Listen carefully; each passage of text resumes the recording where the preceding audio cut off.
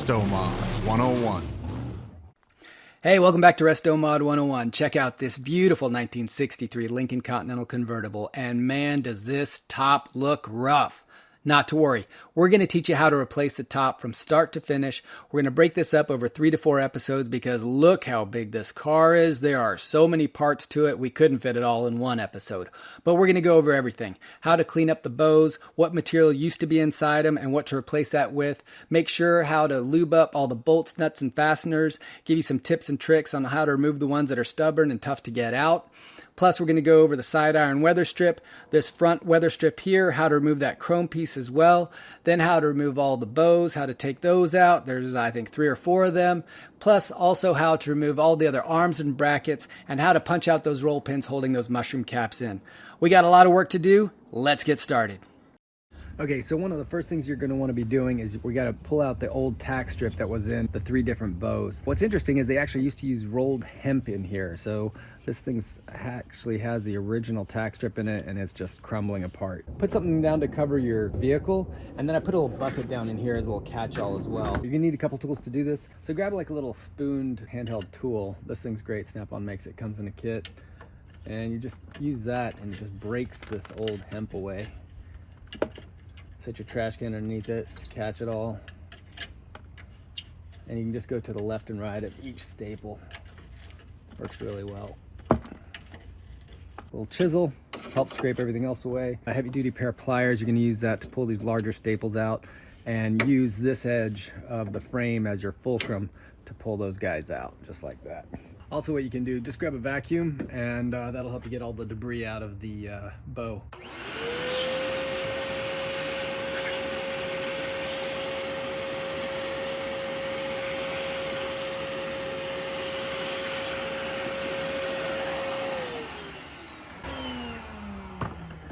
And now you can clearly see where the staples are that you need to pry out. The other 2 bows only have the rolled hemp in the front area, and then there's a little foam pad, and we'll get to those in a little bit. All right, so I'm about halfway done with this rear bow. Here's also a great tip. Leave the bow installed in the car. If you take it out and you're trying to do this, you gotta find a vise or some type of clamps to hold it in place. By the structure of this top frame, it's holding it for me. I can angle it to wherever I want. It's holding it up to where I can put a bucket right underneath it. Makes the job a lot easier. All right, so we finished this rear bow. We cleaned out this entire channel on it. Take your time with it. Make sure you're not gouging this in here too much. I mean, you'll never see it because you're gonna put something over it, but you know, why weaken the structure by putting gouges in it and creating more areas for rust to develop. All right, let's move on to the next one. All right, after you've basically lubed up all of the nuts, bolts, and fasteners that are on this top, like I said, I like using this penetrating oil from Lucas. What you want to do is you want to remove the weather stripping that sits underneath each one of these side irons. On ours, there's a 3/8 bolt right here, another one here, another one here. So you want to go ahead and loosen those. Just after you get these loose, that doesn't mean this thing's ready to pop out. If you feel any resistance, you might find a hidden screw underneath or another bolt underneath the weather stripping. All right, now I've removed the 3/8 nuts so I can go ahead and pull the weather stripping out. You can see the little screws that are holding it in. As you can see, there's still some resistance here. Always check the underside of your weather stripping to make sure there's not an additional fastener. Right here, we have a little Phillips head screw that needs to come out, so we're gonna take that out as well.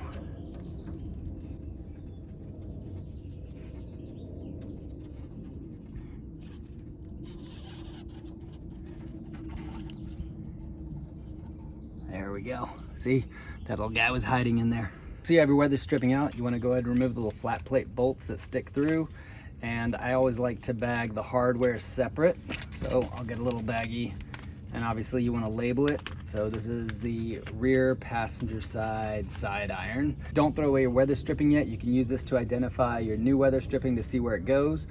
Always best never to throw anything away until the job's done. All right, the last weather strip is this front one right here on the front bow. If you look up underneath here, you'll see these Phillips head screws. I think there's like 6 or 7 of them that you just run all up along this front here.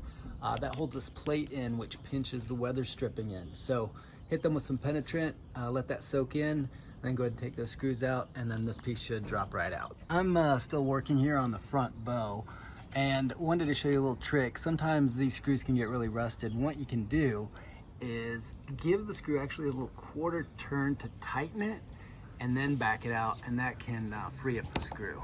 So here's this front metal trim piece. What you want to do is you want to get something soft like a little block of wood, and you're going to hit it at the edge and just tap it. Don't try to force one side off and then pull it. You'll end up damaging the trim piece. Just work your way around, give it a little tap, and you can see it's already coming straight off. So we'll actually head over to the other side of the car. We'll take that off. We're trying to get all the chrome pieces off, so we'll get those all re-chromed and polished, as well as the little button caps that we're working on. And then we'll go from there. So I just finished taking this front weather strip out. Turned out it was more like 10 or 12 little screws that were holding that in. Next thing I want to do is I want to take this metal trim piece out. It's just pinched on here, and so what you want to do is take something soft like a piece of wood or plastic, and we're just going to slowly tap this out. It's already moving pretty easily. Don't force it off on one side and just try to pull it. You'll end up bending it and tweaking it. Just slowly work your way around the top. And I have to say, didn't our set designers do a great job with our backgrounds? I mean, look at the flowers they put in. They did a hell of a nice job. All right, now I'm on the other side of the car. Again, use something soft. You're just gonna tap the metal. Now on this side, it's already pretty loose, so it should just pry off. All right, there we go. Okay, so I'm removing the bows off of the top of the 63 Lincoln, and you need to just kind of size up what you're able and willing to take apart. So what you want to do is you want to look at how they're fastened and decide what you're willing to do. So if you look at the rear bow, is actually the second bow, the rear bow is further down. You see it has these two Phillips screws. That would remove it from this arm right here, and I could take it out. But what I can also do is I can remove this cotter pin right here and then take this little arm with me as well to get powder coated. But if you look at the front bow here, it has the same two Phillips screws underneath here holding this arm, but this arm has like a mushroom cap rivet, which I just don't want to mess with. So for the front one, I'm just going to remove these two screws, and for the middle one, I'm going to take that arm off with it. All right, these cotter pins can be tough. What you want to do is you want to try to pry the two bent arms up, squeeze them together. I'm going to try to get them as flat as possible so it's easier for you to get them out. There we go.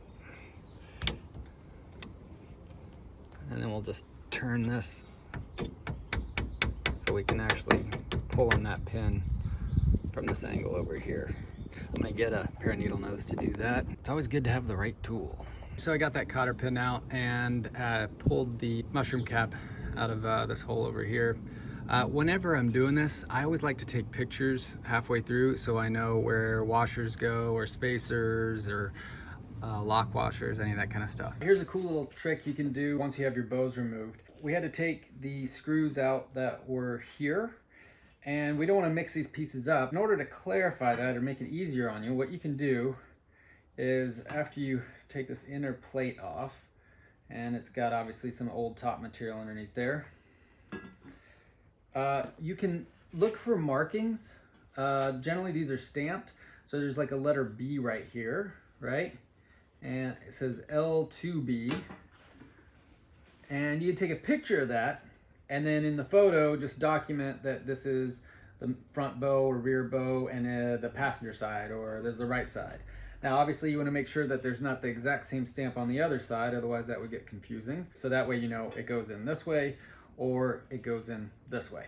All right, so I'm knocking out all the mushroom caps on this side of the car. What's a good idea to do is when you knock one out, replace it with a bolt so it keeps everything in place. As you can see right up here, I put this bolt in where I knocked that one out. Now normally there's a hole on the back side, but if you look at this one, no hole. So what we're gonna do here is to get this one out, you're just gonna massage it out with a hammer to get a little space in here, and then I'll use a pry bar to get it out. All right, remember, before you do anything, you gotta knock your roll pins out. Those are those little guys in there that end up holding the mushroom caps. So here's an example of a big one that we took out, and that little roll pin will slide right in there to keep this pin from moving. All right, that wraps up the first episode on the Lincoln top. We're going to send the parts we took off to get either powder coated, chromed, or polished. Now, make sure you watch all the episodes before you start your top project, because you never know what you're going to learn along the way. In the next episode, we're going to show you how to paint the frame parts we left on the car and how to put the frame back together with the parts we took off. Listen, we need all the support we can get, so please like and subscribe, and we'll see you on the next Restomod 101. Restomod 101.